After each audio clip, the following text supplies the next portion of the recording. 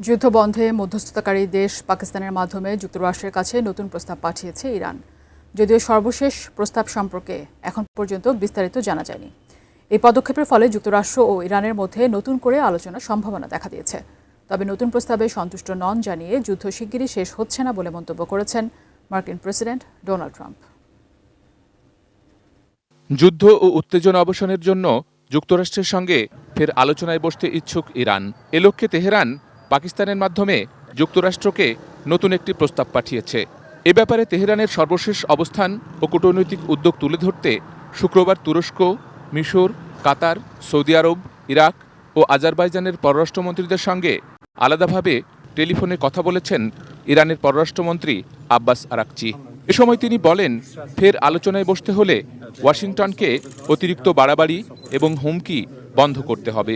যুক্তরাষ্ট্র যুদ্ধবিরতি ভেঙে ফের হামলা শুরু করলে তা মোকাবিলার জন্য ইরান সম্পূর্ণ প্রস্তুত বলেও জানান আব্বাস আরাকচি। এদিকে ইরানের নতুন প্রস্তাবের পর শুক্রবার হোয়াইট হাউসে সাংবাদিকদের মার্কিন প্রেসিডেন্ট ডোনাল্ড ট্রাম্প বলেন, ইরানের নতুন প্রস্তাবে তিনি সন্তুষ্ট নন। ট্রাম্প সাংবাদিকদের বলেন, তার মনে হয় ইরান কখনো আলোচনার মাধ্যমে এ যুদ্ধের সমাধান করবে না।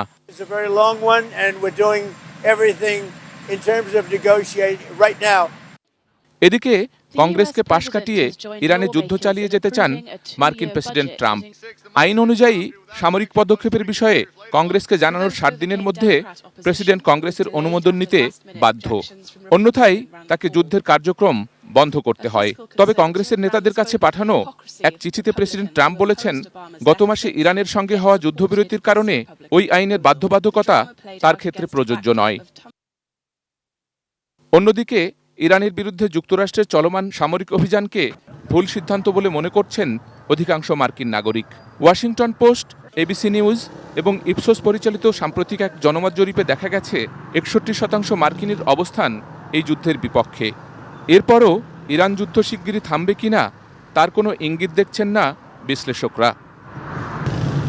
Sheikh Abdus Salam, desk report, ATN news.